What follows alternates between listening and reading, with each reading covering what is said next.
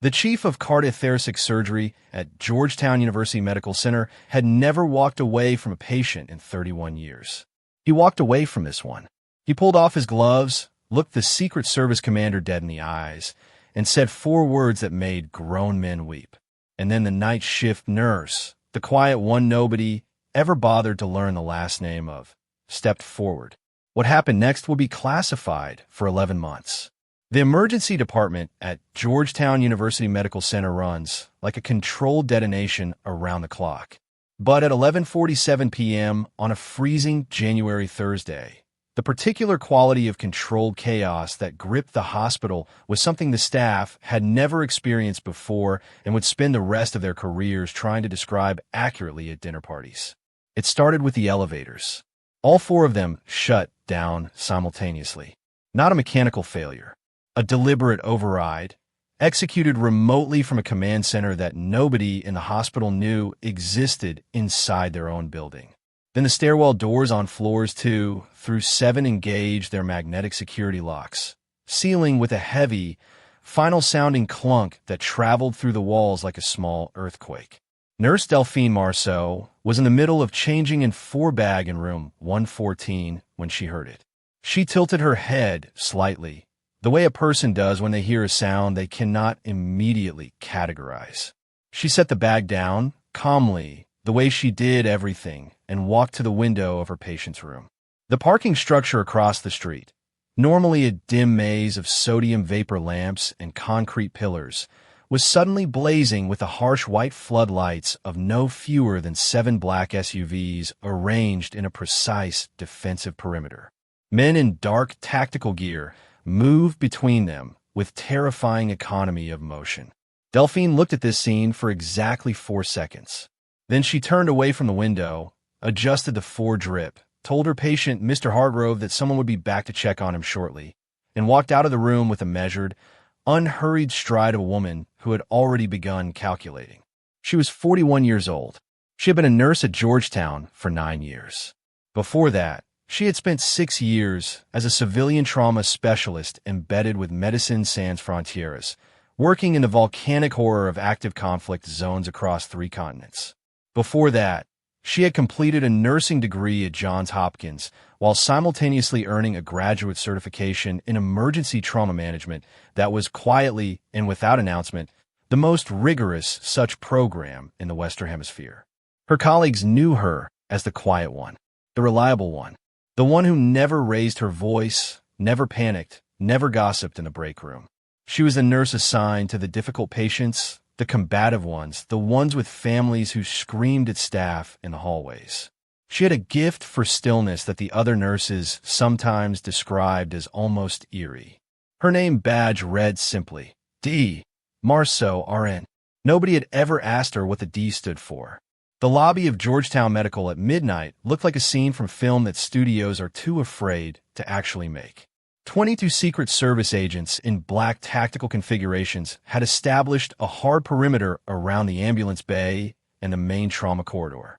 The hospital's head of security, a retired D.C. Metro Police lieutenant named Gerald Okafor, stood at the edge of his own security station looking like a man who had just been politely informed that his house now belonged to the federal government. The ambulance that arrived at 11:51 p.m. did not use its sirens. It didn't need to. The route from Reagan National Airport to the hospital had been cleared by a rolling convoy of motorcycle units 12 minutes in advance. The ambulance moved through the emptied streets of Washington at 90 miles per hour without a single red light to slow it. Inside, the paramedics were not paramedics. They were 2 trauma physicians from the Naval Medical Research Center, operating without any of the equipment limitations that civilian ambulances carry, keeping alive a 26-year-old man whose name would not appear in any hospital intake form, on any nursing chart, or in any record that a civilian administrator could access. His name was Ethan Callaway. He was the only son of President James Callaway, the 47th President of the United States. And by every available clinical measurement, he was dying. Dr. Harrison Webb, chief of cardiothoracic surgery at Georgetown, had been roused from sleep at 11:22 p.m. by a phone call from a number he did not recognize. The voice on the other end identified itself as belonging to the White House chief medical officer and spoke the following sentence without preamble or softening. The president's son has sustained a catastrophic aortic dissection secondary to blunt chest trauma. He is in cardiac tamponade. We need you in the surgical theater in 20 minutes. This call did not happen. Webb had thrown back his bed covers before the call ended.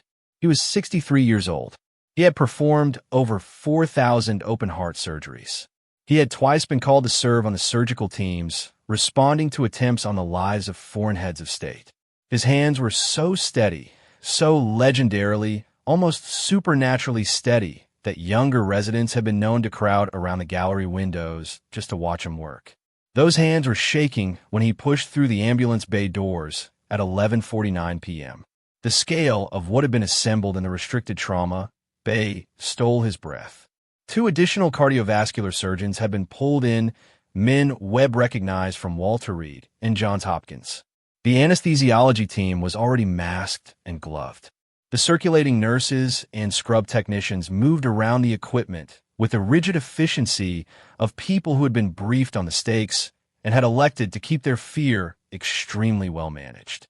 In the center of all of it, strapped to the trauma gurney with lines running in and out of every available vein, was a young man with dark hair matted to his forehead who looked nothing like his famous father and everything like a 26-year-old boy who was very afraid of dying. Ethan Calloway's eyes were open. They scanned the ceiling of the trauma bay with the unfocused, roving drift of a man whose blood pressure had dropped below the threshold where the brain begins to quietly shut down non-essential functions. Ethan. Webb placed his gloved hand on the young man's forearm. I'm Dr. Webb. You're at Georgetown. We're going to take care of you. Ethan's lips moved. The words were too faint to hear over the sound of the monitors. Webb leaned closer. My dad, Ethan whispered. Is my dad coming? Webb had been told, in no uncertain terms, that the president was currently airborne over the Atlantic returning from state visit, and that his ETA to Andrews Air Force Base was 4 hours and 17 minutes. He had been told further, with equal lack of ambiguity, that the president had been informed of his son's condition and that the president's response, according to the White House communications director, was a single sentence that would not be repeated in polite company. He's on his way, Webb said. You just focus on breathing. The preliminary scan results appeared on the screen at 11:56 p.m. Webb looked at them for a long time without speaking. The dissection was extensive.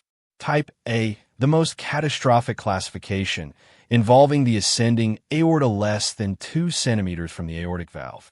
There was already significant hemopericardium, blood pooling around the heart in the pericardial sac, compressing the organ with every beat, robbing each contraction of its power. The cardiac output numbers were catastrophic. The ejection fraction, the percentage of blood the heart successfully pumped with each beat, had dropped to 19%. Normal was 60.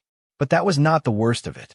The worst of it was the cerebral perfusion scan that ran concurrently. Ethan Calloway had been down, meaning inadequately perfused, for a window of time that Webb's trained eye read with the cold efficiency of a man who had spent 3 decades translating scans into prognosis. The cerebral blood flow pattern on the scan told a story that Webb wished he could not read. Give me a minute, Webb said quietly to Dr. Patrick Osei, the Walter Reed surgeon standing to his right. They stepped into the corridor just outside the trauma bay. The Secret Service agent posted at the door turned slightly, but did not speak. Webb kept his voice low. Patrick, look at that perfusion window. Osei looked. His expression did not change, which was how Webb knew the man had read exactly what he had read. The anoxic window is consistent with 14 to 16 minutes of significantly reduced cerebral flow. Osei said carefully. That's before he even arrived here. If we crack his chest in his current state and get him onto bypass, Webb said, staring at the tile floor of the corridor, the mortality risk during the procedure is north of 70%. And if he comes off the table, the neurological outcome projections, based on that perfusion scan, are... I know what they are, Osei said. Webb rubbed his jaw. 31 years. 4,000 surgeries. He had never quit on a patient. The informed consent issue is a nightmare, he said quietly. He's semi-conscious. His father is over the Atlantic. His mother passed 4 years ago. There is no medical proxy on record with this facility because nobody was supposed to know he was coming here. The Secret Service commander said the president authorized treatment. Osei offered. Authorized treatment, yes. He didn't authorize a procedure with a 70% table mortality on his barely conscious son. Webb straightened his spine. He looked through the narrow window of glass in the trauma bay door at the young man on the gurney, whose eyes were now closed and whose chest was rising and falling with the shallow, irregular rhythm of a man whose heart was losing the argument. If we open him and he dies on the table, in the current political climate, with the scrutiny on this family, the investigation into why we proceeded under these conditions will be Harrison. Osei said his name with a quiet firmness that carried the weight of the unspoken. Are you telling me you want to call it? Webb was silent for 9 agonizing seconds. Then he walked back into the trauma bay. He pulled off his surgical gloves. He set them on the instrument tray with a neat, precise care that somehow made the gesture more terrible than if he had thrown them. He looked at the monitors. He looked at the young man's face. He looked at the Secret Service commander, a broad-shouldered woman named Director Pamela Cross, who was standing at the foot of the gurney with her arms crossed and her jaw set like the prow of an icebreaker. Director Cross, Webb said. His voice was steady. I need to be honest with you about what the data is telling me. Then be honest, she said. A surgical intervention at this moment, in his current hemodynamic state, with the cerebral perfusion data we have, carries risks that I cannot in good conscience recommend. The probability of him surviving the procedure is below 30%, and the probability of meaningful neurological recovery, if he does survive, Webb paused. I'm not going to give you a number that means something different depending on who's hearing it. The room was so quiet that the hiss of the ventilator was deafening. What are you saying, doctor? Director Cross asked. Each word was clipped individually, like a woman who was controlling a very large and dangerous thing with great effort. I'm saying, Webb replied, and his voice did not waver, but something behind his eyes flickered like a pilot light in wind, that the kindest thing I can offer this family right now is comfort care. We keep him stable as long as we can. We get his father here. We allow them time. The silence that followed was a different kind of silence. It was the silence of a room full of people who had believed, right up until this moment, that this could not actually happen. That the best surgeon in Washington would walk in and do what best surgeons did, and that the president's son would live, because the president's son was not the sort of person who was allowed to die on a Thursday night in January. Then the door to the trauma bay opened. No one had authorized it to open. Delphine Marceau walked in. She was not in surgical gear. She was in her standard navy blue scrubs, her dark hair pulled back in its customary braid, wearing the same flat expression of calm that she wore when she was changing in 4-bag in room 114. She had a clipboard tucked under her left arm and a stethoscope around her neck. Excuse me. One of the scrub techs moved to block her path. This is a restricted surgical environment. You can't. I know, Delphine said, stepping smoothly around the tech without breaking stride. I need 2 minutes with Dr. Webb. The Secret Service agent near the door moved. Director Cross raised one hand, and the agent stopped. Cross was watching Delphine with the particular attentiveness of someone who has spent a career being paid to notice things other people miss and has just noticed something significant. Who are you? Director Cross asked. Delphine Marceau. I'm the floor nurse assigned to the ICU this shift. She reached the edge of the gurney. She looked at the monitors in sequence with a methodical, rapid scan of someone reading a language they're fluent in. Her eyes moved to the imaging results on the screen. She looked at them for 11 seconds. Dr. Webb, have you performed a targeted pericardiocentesis under continuous echocardiographic guidance in the last 20 minutes? Webb stared at her. I'm sorry, the tamponade. She set her clipboard on the instrument tray beside his discarded gloves. If you relieve the pericardial effusion acutely, you improve cardiac output enough to alter the hemodynamic picture before you commit to a full surgical intervention. You buy the myocardium time to recover enough perfusion pressure that the risk calculus on the bypass procedure shifts. Nurse, I'm aware of the procedure, Webb said, and his voice had the particular cool edge of a man who has just been told something by someone he has not yet decided whether to take seriously. The question is whether the effusion is sufficient volume to make a meaningful difference in output given the degree of dissection. That's exactly the question, Delphine agreed. And you won't know until you tap it. The echo probe is on the cart. I can walk you through the acquisition if you need it. She paused. I don't think you'll need it. Webb looked at her for a long moment. Dr. Osei, from his position at the head of the gurney, was very carefully not saying anything. But his eyes had moved from Webb to Delphine and back again twice in the last 30 seconds, which was for Patrick Osei a vivid emotional display. What did you train? Webb asked. Hopkins for my nursing degree. Graduate Trauma Management Certification at Johns Hopkins Center for Emergency Medicine. 6 years with MSF, primary theater deployments in South Sudan, Eastern DRC, and the Yemeni coast. She reached out and very gently, very precisely, laid 2 fingers against the side of Ethan Calloway's neck, reading his pulse directly instead of from the monitor. His rate is dropping. He's going to a recompensation failure. You have about 8 minutes before the window closes entirely. Webb picked up his gloves. He looked at them in his hands for 3 seconds. Then he put them back on. Give me the echo probe, he said quietly. And someone give me a 14-gauge needle and a 60cc syringe, cardiac kit. Director Cross uncrossed her arms. Somebody, she said quietly to the room, tell me everything about this nurse. What happened in the next 7 minutes was the kind of thing that people who were in the room would describe differently depending on their specialty, their temperament, and how much they valued precision over drama. The cardiothoracic surgeons described it in the clipped, technical language of their discipline. The scrub technicians described it in the breathless, slightly awed tones of people who had witnessed something they had never seen done before at that speed.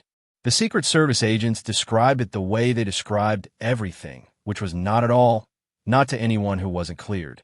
What they all agreed on was this. Delphine Marceau did not leave the side of the gurney. She stood at Dr. Webb's left shoulder, monitoring the echocardiographic feed on the portable screen with her eyes, while simultaneously watching the patient's face, his color, the rise and fall of his chest, the subtle shifts in his peripheral perfusion that the monitors would register a full 90 seconds after a trained eye could detect them.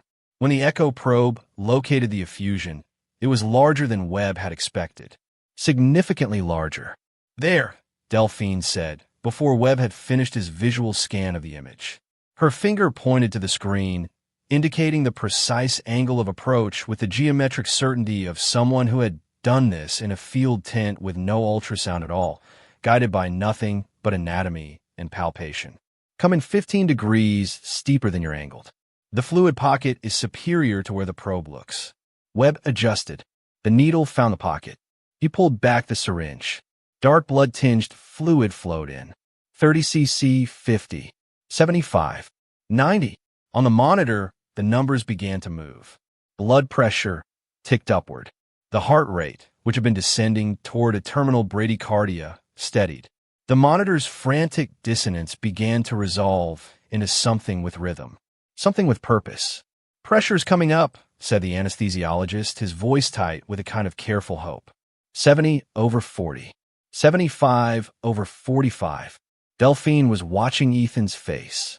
She put her hand gently on his forearm, the same place Webb had touched him when he arrived. Ethan, she said, her voice low and even. I need you to take a slow, deep breath for me. Right now. The young man's chest expanded. It was not a full breath, not a healthy breath, but it was deeper than anything he had managed in the last 20 minutes. His eyelids fluttered. That's it, she said. Again, his color, which had been the particular gray-tinged pallor of severe hypoperfusion, was changing at the edges. The lips were less cyanotic. The nail beds, which had been white, were showing the first faint flush of returning circulation. He's perfusing, Dr. Osei said quietly. The wonder in his voice was entirely naked. He made no attempt to conceal it. Harrison, look at these numbers. He's actually perfusing. What was already looking? His face was doing something complicated. It was the face of a man who has spent 3 decades building a fortress of clinical objectivity and is watching a crack form in the foundation not from devastation, but from something that feels uncomfortably like gratitude. Output is up to 31%. The anesthesiologist reported. "We need to move him," Delphine said. She looked at Webb directly. "His ejection fraction will hold for a window, but the underlying dissection isn't going anywhere. The tamponade relief bought time, not a resolution. You need to take him to the OR in the next 20 minutes, or the decompensation will recur and the next window will be smaller." "She's right," Webb said. He was already moving. "Let's go. OR 3 is prepped. Get me bypass ready.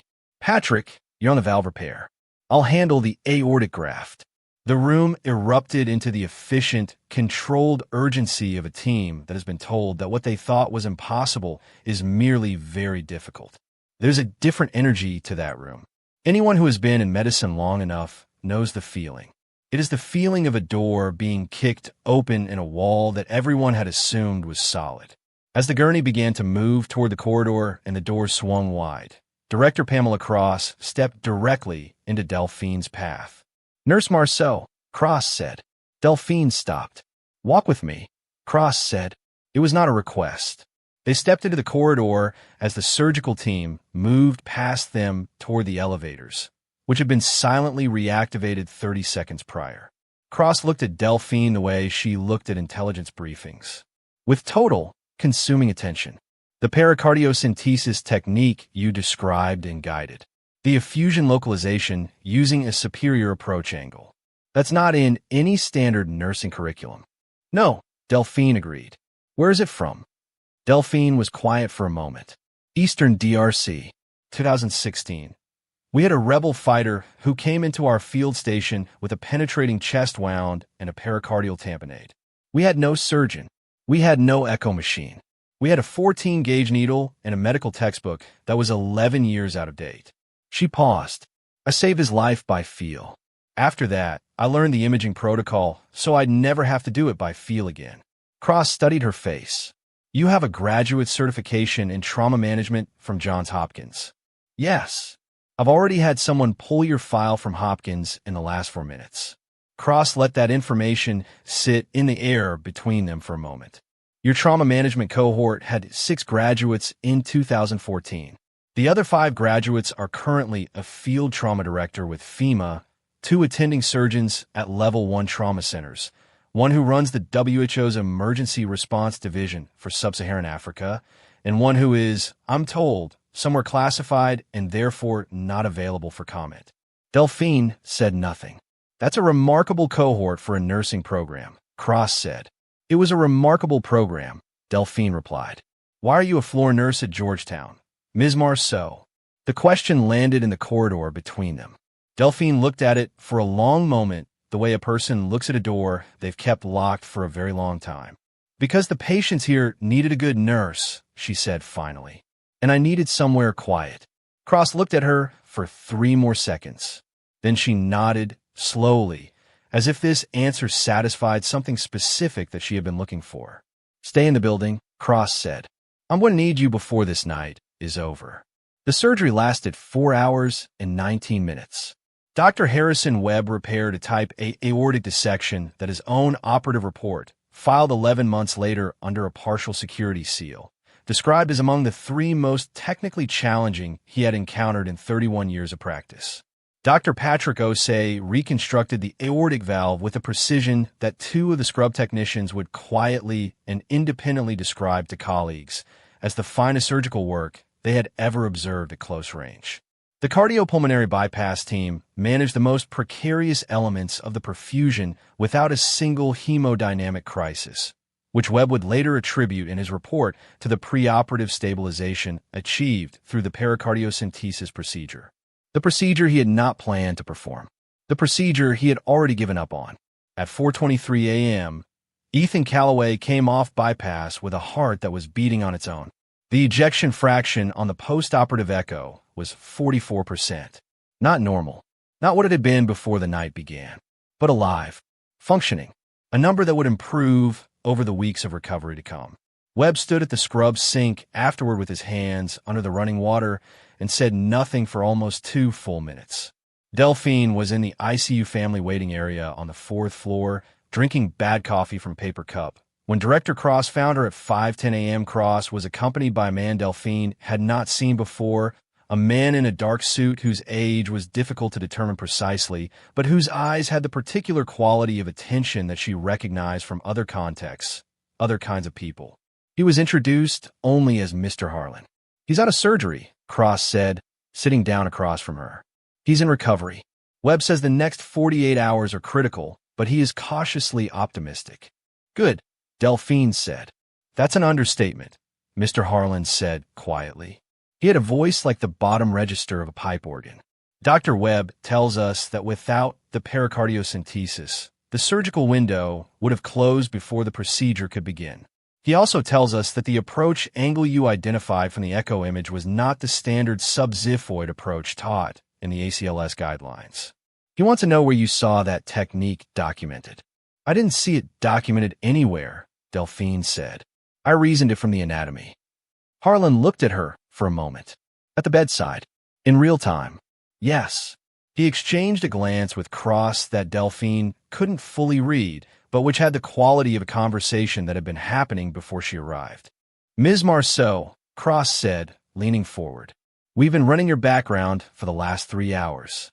There are gaps in your file. Not suspicious gaps, not the kind that come from records being hidden.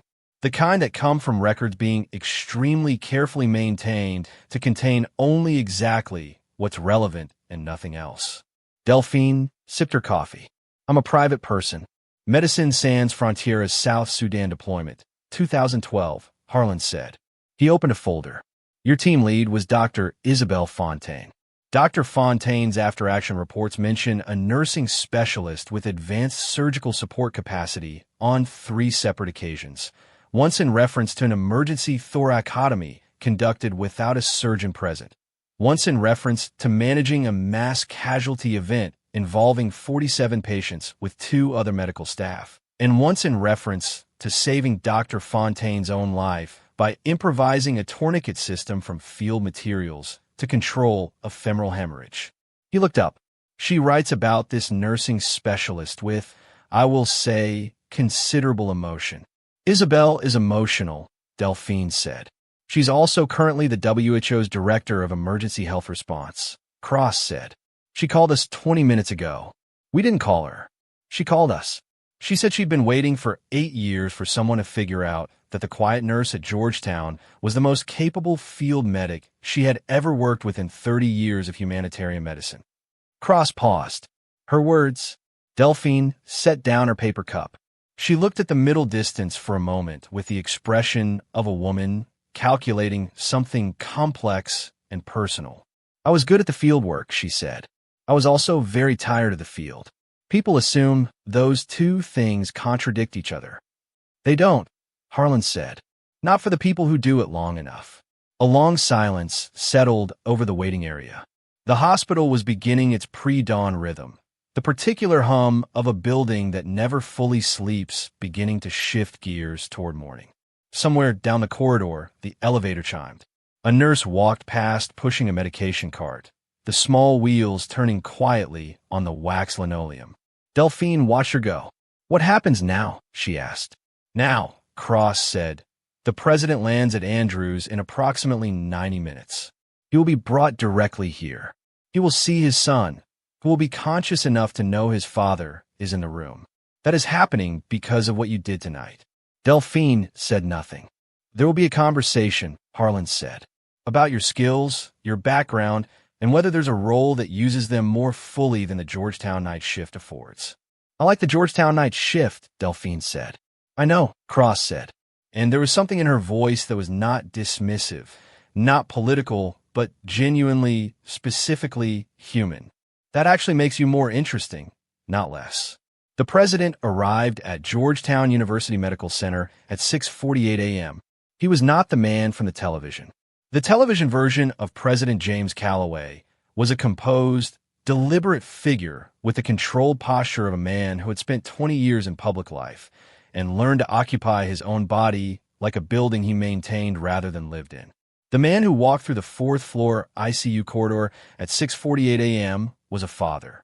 He was a father who had been on an airplane for 4 hours knowing that his son might not be alive when he landed, and the weight of those 4 hours was visible in the particular way he moved, the particular set of his jaw, the particular brightness at the corners of his eyes that he was not quite successfully containing.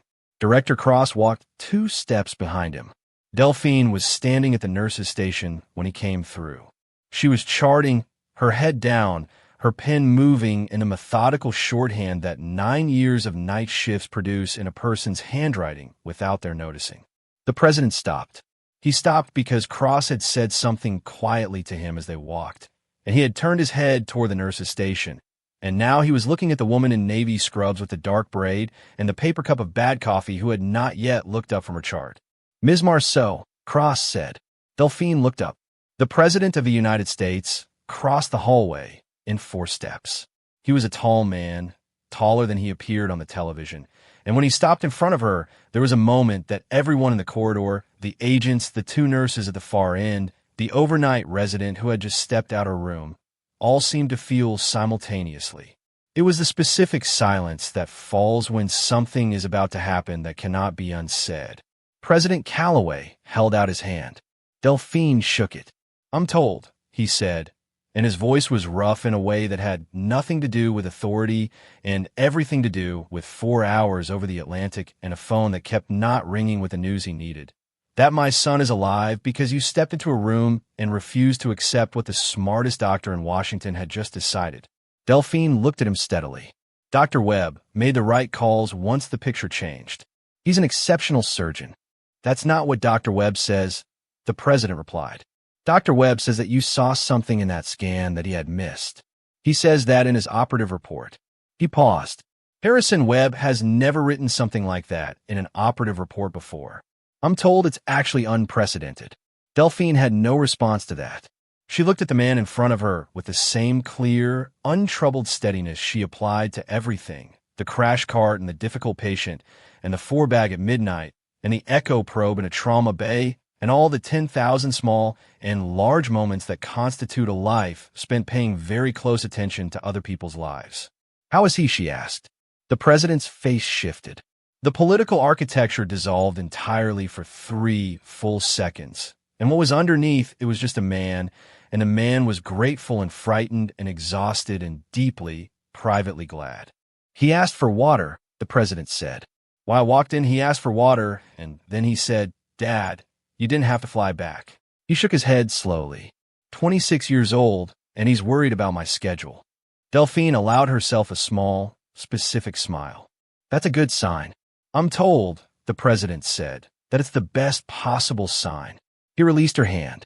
He stood there for one more moment, in the way that people sometimes do when they have said what they came to say, but find that the weight of the unsaid is still somehow present. "Thank you, Ms. Marceau," he said quietly. "It's what I'm here for," she said. He nodded once and walked down the corridor toward his son's room. 3 weeks later, on a cold, bright February morning with a hard blue sky over Washington, Delphine Marceau arrived at Georgetown for her shift the same way she always did. She parked her 10-year-old Volvo in the staff garage.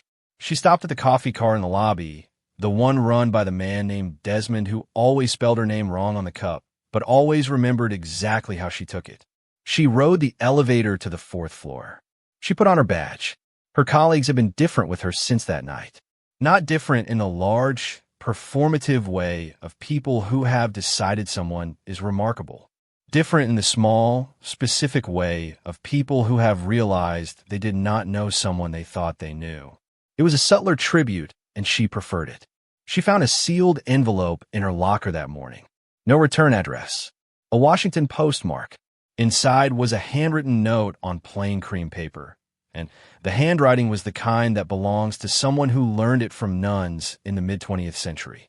The letter said 3 things. It said that Ethan Calloway had been discharged from Walter Reed the previous afternoon, 2 days ahead of his projected timeline. It said that his most recent echocardiogram showed an ejection fraction of 58%. And it said, "The quiet ones always see the most clearly. Thank you for seeing." It was not signed. Delphine read it once, folded it, and placed it in the pocket of her scrubs. Then she picked up her stethoscope, walked out to the floor, and began her rounds. Mr. Hargrove in room 114 needed his 4-bag changed. His blood pressure was trending slightly downward. Not alarming, but worth watching closely. She watched it closely. She always did. The legends of a hospital are rarely announced. They don't get plaques or press releases or ceremonies in the lobby. They accumulate the way sediment accumulates at the bottom of a river. Quietly. Over time, in the stories that the night shift tells each other in the break room at 3 a.m., when the ward is still and the monitors are steady, and there's a moment brief and fragile, where the work allows itself to be spoken about out loud. The story of the night Delphine Marceau walked into a restricted trauma bay, looked at a scan that the best surgeon in Washington had just looked at and given up on, and found the door that nobody else had seen would be told in that break room for years. Not because she had done something superhuman, but because she had done something deeply, essentially human, which is rarer. She had refused to accept that the situation was what it appeared to be. She had looked past the noise and the panic and the authority and the consensus of the room and asked a simple, stubborn, clarifying question. What haven't we tried yet? And then she had tried it. If this story stayed with you, if you felt your breath catch in that trauma bay and your heart lift in that ICU corridor, you already understand why the quiet ones matter most when everything is falling apart. Share this story with someone who deserves to hear it. And subscribe for more, because the most extraordinary people are almost never the loudest ones in the room.